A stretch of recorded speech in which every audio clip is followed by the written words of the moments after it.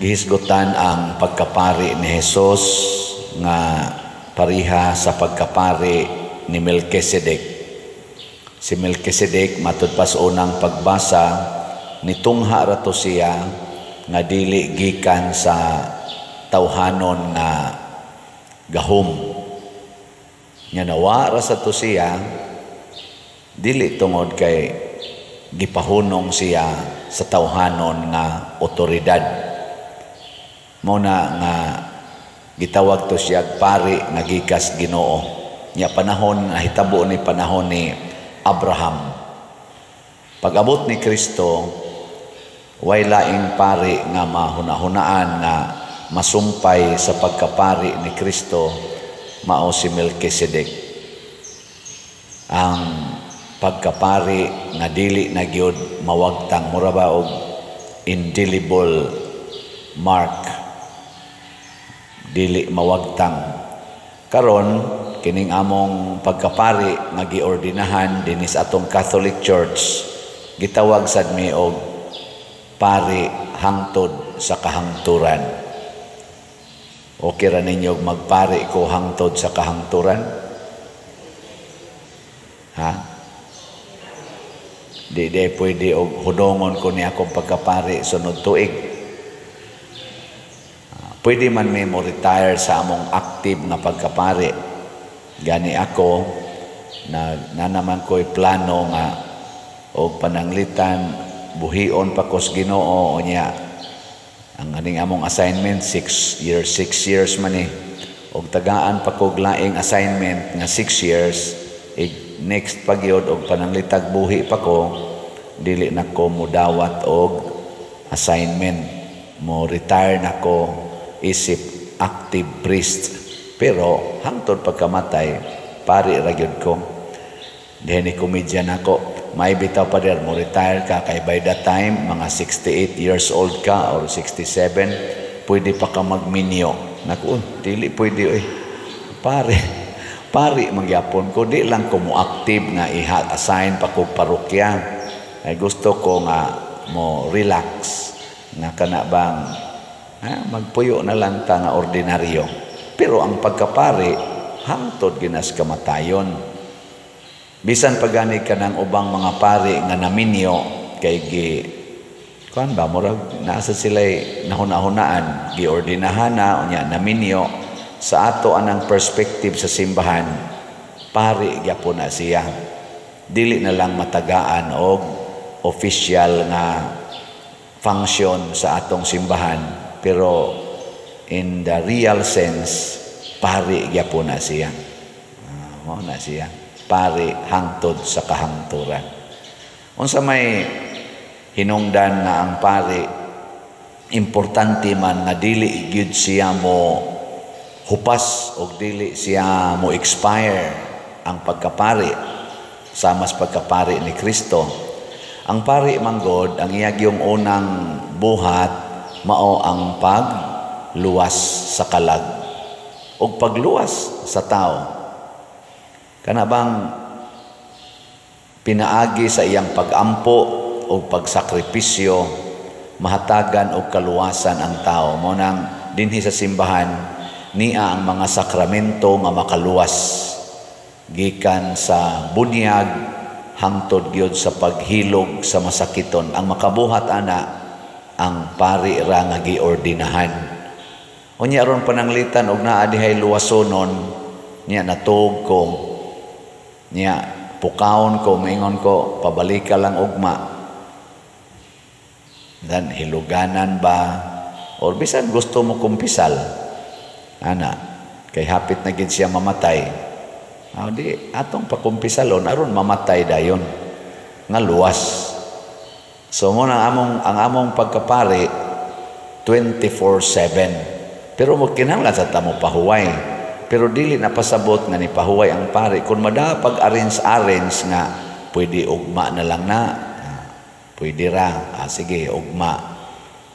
Pero di gyud mi angay ako isip pari, di gyud ko angay nga mobalibad. Pwede lang kumuhangyo. Pader na ihiluganan niya alas 12 nas gabi Unsa man naglisod na ginagmayo, awa pa man pader naglungag pa ganito. Ugma na lang tingali ay lang sa karon. Ano ba?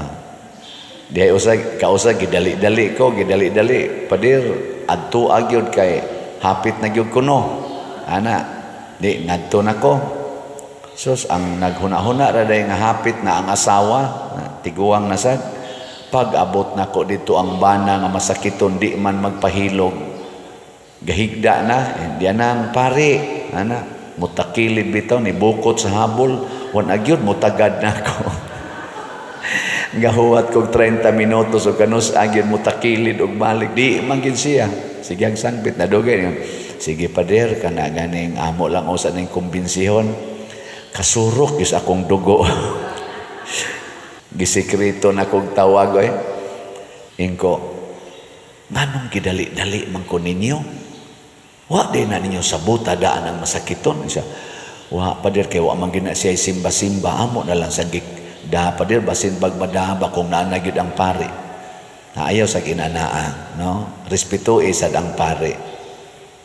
Ayaw sad og gamita ang pari para lang sa imong kaugalingong katagbawan. Ana, ikaw ang ba i-arrange gyud maayo. Mo na ang respeto sad ni Abraham ni Melchizedek. Super sad. Si Abraham nagiilang hari sa iyang tribo, mihalad ngadtos pari pasabot tagai sad ang pari og taas nga dungog sama nga si Kristo tagaan sad natog taas nga dungog mo ni kining atong misa. Napte mingon ako pader ikaw ba magmisa ka bisag jutay king tao taas mangyapon kag humili. Inako ang misa manggod para nako kuan ginasya kanunay ginasiyang special. Kay ang akong ikaatubang diha ang pari nga way katapusan nga mao si Kristo, ang akong girepresentahan ang pari nga way katapusan nga mao si Kristo. Mo nang maningkamot kita nga dinis atong misa bisan kadang tawag nila ordinary days. Ato yung himuan og special nga pag alagad. Ana. Isipari sad labi na karon nga murag na kuan ko na sikat-sikat sa social media, daghan na yung mangandoy nga mumisa ko. Ya, nimisa ko kausa. Nako niya sa gining mga pagsulay ba. Formal gito nga misa kay gipadad-an gyud kog suwat sa ilang kuan parish priest nga ako'y mumisa aning adlaw anang orasa. Aparte sa nakong pangandam pag abot sa nako dito naa say mga concelebrants daghan ang sakristan i-orient yug ko nako nindot ning ila na kay preparado kayo naagi specific nga basement nga ipasulob nya mo aksyon ang takog sud ay sa pader kuwangan pag 2 minutos nako nindot ani nila kana ganing kanjud ba fathers ana gyud ang sakristan nga mo'y mag-assist ba fathers kana ganing 2 minutos na lang ha. Naku ninduta aning simbahana kay preparado jud kay ba pagbagting na kay nitatak na gyung oras pagsud wa bitay ni kantang choir daghan kay mi dito kon celebrated mas why choir nga ni kanta lami agyong ipangasaba noon. Ay di ba part manas misa ang choir why choir nya pag-abot na kusloyo pag humanas misa nangutana kus katong ni assist nako to nganong wa may choir ingon din siya ordinary day manggodron pader ordinary mass manggodron pader sa akong unahuna nako ako pay parish priest dinhi gisuspenso na nako ang tanang choir o kinsa tong in charge sa choir taktak ka automatic nangimbitar kog pare nagkonselebrate ang mga pare nya imong gitratar nga ordinary day kinsa kang choir ka taktak kunti kag automatic ug mahitabo na dinhi sa ato mangimbitar kog pare nya ang choir nga in charge mingon di lang kong kanta ordinary day man na.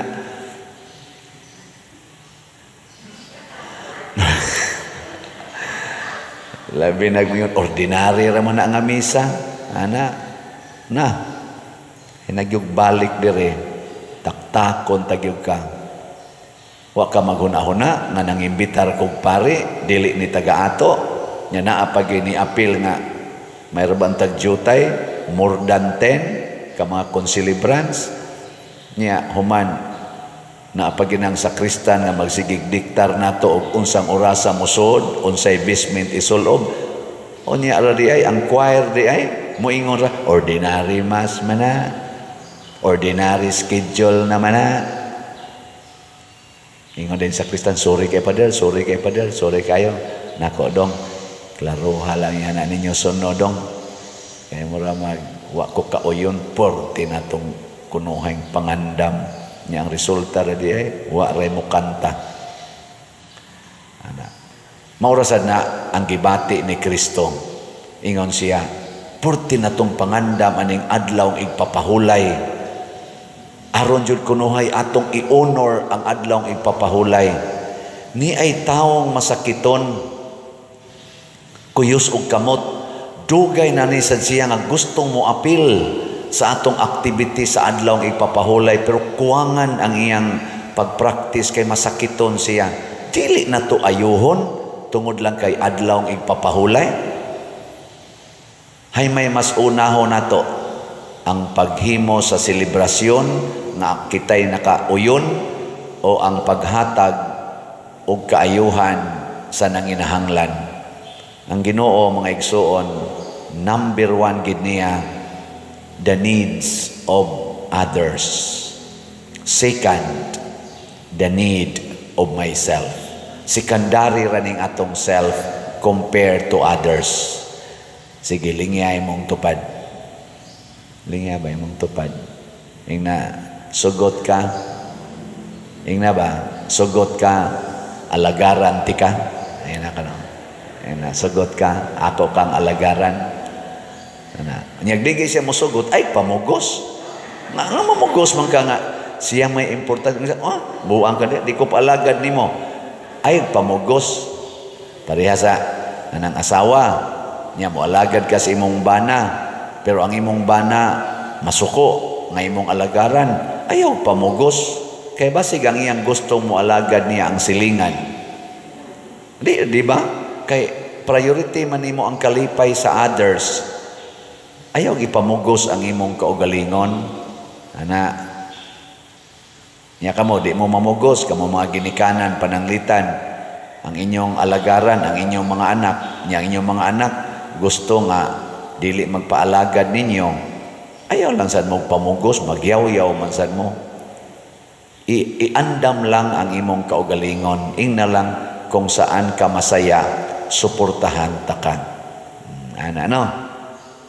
Saan okay mo na?